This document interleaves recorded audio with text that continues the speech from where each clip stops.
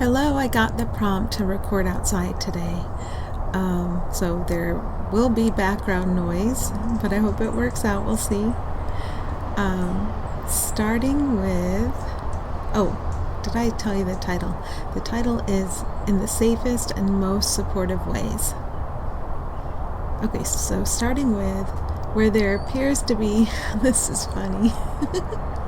I was concerned about the traffic noise, right? And I didn't realize the first statement was where there appears to be a traffic jam in your thinking is where the light can come in very powerfully.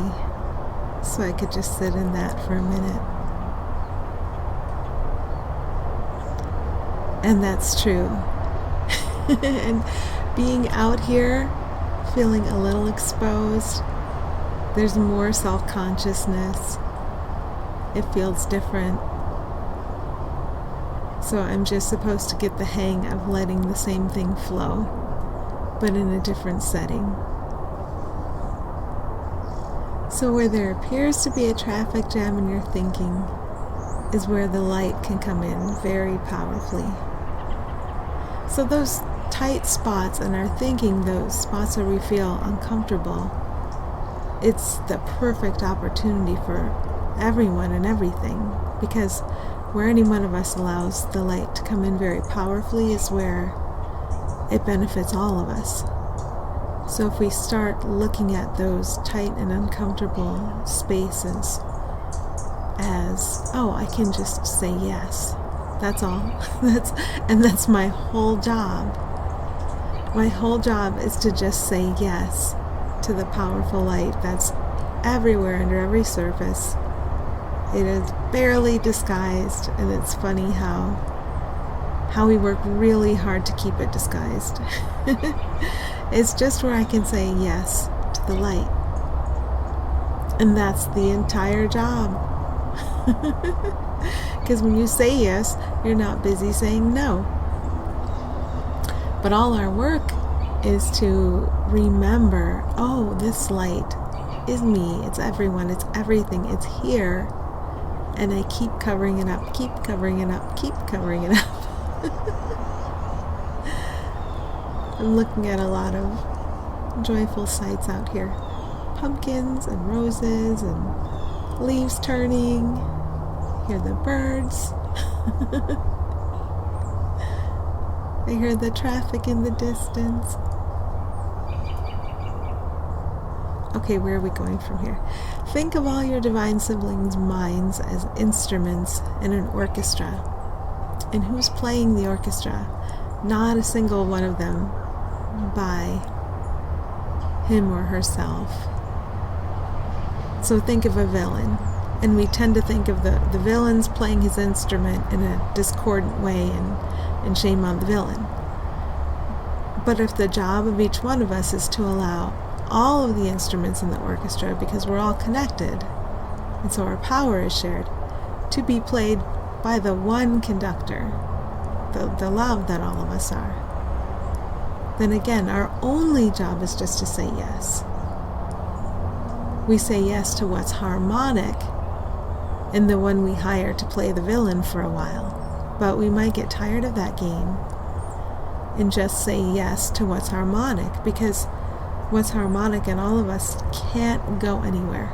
We can disguise it and disguise it and disguise it and prefer to see bad guys and prefer to talk about bad guys and prefer to analyze bad guys or prefer to lionize or worship especially good guys who are unfortunate because of the bad guys. Right? We know this game, but it's only a game. It's not real. It never has been real. It never can be real. No matter how hard I try to make this game real, I can't. It just can't be. So again, my only job is saying yes to what's actual, to what's real, and then seeing what comes of that. That's all that's left. That's all that's left, is saying yes. And then each one of us and everything is an orchestra and conducted by the one conductor. It produces beautiful music. like instinctively we remember and hear this beautiful music. We know it from our being. And it's not really music an ego would judge up or down. It's like the music of your soul that you remember. And you remember that it's everywhere. And that all the surfaces you've been busy seeing have never meant anything. And the music's here to be remembered, and your only job is to remember it. Okay, so think about allowing all your divine siblings to come into the harmony, grace, and order that they are. As they go, so do you. And that's very simple, isn't it? No matter what thoughts the ego seems to be offering us about anyone, anything, their remembered past, the past you remember for them, so the patterns you think they're locked in, the future you anticipate for them, and therefore, again, the patterns you think they're locked in, they are not locked. That's just part of the game. Nobody is locked in a pattern. We seek to satisfy ourselves through seeing the repetition of patterns and through analyzing and interpreting the perceived repetition of patterns. But again, it's just a game, and it can't have meaning, no matter how hard I try to give it meaning. So the only thing left to do is to just let everyone and everything, and that includes the traffic, come into the harmony, grace, and order that they are. And whatever I allow for all of you and everything, I'm looking at a bird on a rooftop right now, and the blue sky behind the bird. Whatever I allow for all of you guys, everything, everyone, that's what I allow for me. It's ridiculously simple. Thank goodness. It couldn't be simpler. Thank goodness, because we certainly don't need complexity. We don't need complexity. The simplicity it's here for us, and it's enough. Okay, I have a typo, so I'm trying to figure out what it is I wanted to say. Allowing them to be decided. Okay, I'm going to pause and figure it out. Hold on a minute. Okay, I think it's allowing everything to be decided by what is harmonious amongst all of you. I could just stop right there. What is harmonious amongst all of you? It's real, it's true, it never went away, and it can be allowed to step into the foreground now. Imagine not excluding anyone from that harmony, knowing that's their heart, and allowing that to step forward everywhere. And the only thing you have to be prepared to do is to enjoy it and allow it, and allow the benefit of it to be seen everywhere, to allow the transformation it brings, because it does have to bring transformation. You've been haunting yourself with scary things. As the harmony steps forward, of course, those will vanish, like a nightmare going, right? This is just what we allow. So allowing everything to be decided by what is harmonious amongst all of you puts what all of you truly are in charge. And that's our decision in every moment, until it seems the decision disappears. And all that's left is the joy of being with everything and everyone. But if there still seems to be something present that is not the joy of being with everything and everyone without exception, then there is still a choice to be made. There is still this seeming action of allowing. And so everything, how you experience everything, everything you see, everything you hear, can be decided by what's harmonious amongst all of us. And we just rest in that. And from learning to rest in harmony. We recognize it, we rest in it. Instructions come from here, and they can be very specific, and they can even look strict. They can look any kind of way, these specific inclinations that emerge. And as long as we keep returning to the harmony and resting, those specific instructions that we receive, like go outside and record, but I don't do that. I go into the basement where it's quiet, but I don't do that. And I had this happening this morning. I'm just going to go down to the basement where it's quiet. Forget that idea that told me to go sit outside, but I couldn't.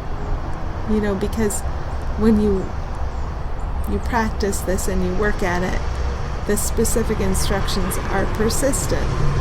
They just keep coming back. They're not forcing, but they just keep coming back until you get to, well, why not? There's really no reason why not.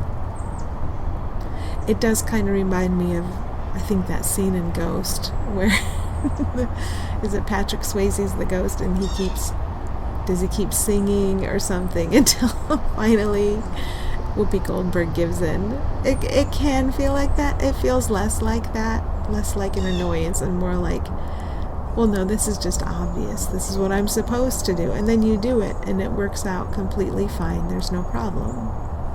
So then when another instruction like that comes through, you do it again, because there's really no reason not to. Okay. But before I can get these kinds of instructions, I have to stop, I have to rest, I have to acknowledge the harmony, I have to put the divine conductor in charge. And then they come, then they're allowed to come. I'm not suppressing them anymore. It's funny, by not suppressing feeling, you're not suppressing this divine instruction, very specific instruction that comes. Because when we ignore our feelings, we ignore that call to go in deeper. We ignore that call to see through all the thoughts that ego has delivered to us, and we believe. We couldn't feel that if we didn't believe in ego thought. So by not suppressing feeling, you learn, and now I'm not suppressing the divine instructions that are present for me. And if they're present for me, they're present for everyone and even everything. How does everything receive instructions about what form to take? If it's all coming from the divine conductor and not from the chaos of the ego, that's what we see. And so we want this for everyone. We want specific instructions from the divine conductor coming to us and to everyone, through everyone and everything. The same harmonic instruction. Of course, what we want for us, we want for everything. That makes perfect sense. And nowhere in there did we stop to judge an ego in a thumbs up or thumbs down way. Nowhere in there did we stop to plot or plan the trajectory of a person according to their patterns of the past. Everyone's completely free in this moment to accept the transformation of what's here for all of us. So we don't have to worry about any of that stuff that the ego is very busy judging. Okay. Perception is easily changeable in the safest and most supportive ways for everyone. So the safety, the support. And yeah, my perception has changed. I'm listening to birds and looking at trees and pumpkins and blue sky. And I'm enjoying the birds. I see the sunshine. So perception is easily changeable in the safest and most supportive ways for everyone. First, we begin to receive specific instructions, and we've received these instructions our whole lives long. It's not like we haven't received and followed them. Of course we have. But now, we could never block them out entirely. That wouldn't be possible. You wouldn't have life of any kind if you could block out divine instruction. You wouldn't have it. But now, I'm a little distracted by the birds, I'll admit. I'm watching them. Now we're allowing it 100%. We're allowing it to come through 100%. We're putting down all our toys. We're giving all of our toys to the divine conductor and saying, we're not reserving these to play with all by ourselves. We give these to you, to what we all are together, to be harmonically aligned and expressed. And so in trusting what I'm calling the divine conductor today, and you know how the metaphors go, they come in heavy one day and then they never return. Then we trust what's true and real, that light within everyone and everything, that part of everyone and everything that can never disappear, even while all the surface is washed away. So if we have a problem with a perception, we can remember that it's easily changeable, and it's probably not worth having a problem with. And how does that change come about? Part of the way the ego has us rolling along in these repetitive patterns is that the ego tells us repetitive patterns are safe. Even the dysfunctional patterns we see, at least we know who we're dealing with and how to defend against that person or that situation or that eventuality.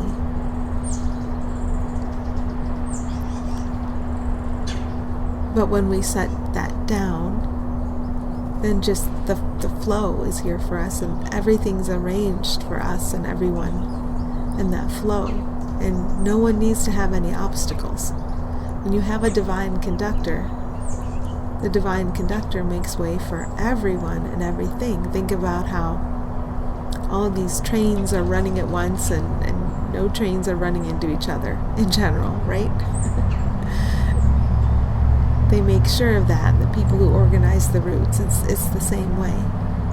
There's really no need to have obstacles. And any obstacles we're experiencing right now, we can feel how that feels. And that feeling means I am fighting the help of the divine conductor. And that divine conductor isn't just here to conduct me. It is me, it is everyone, it is everything. And it's here to conduct me and everyone and everything all together at once. And there's really no point in fighting that. I'd only be creating repeated instances of hurt and turmoil and discomfort for myself if I fight what can bring ease and comfort and flow to me and to everyone and everything in safe and supported ways. I think that's everything for me. So thank you for being here, and have a beautiful day.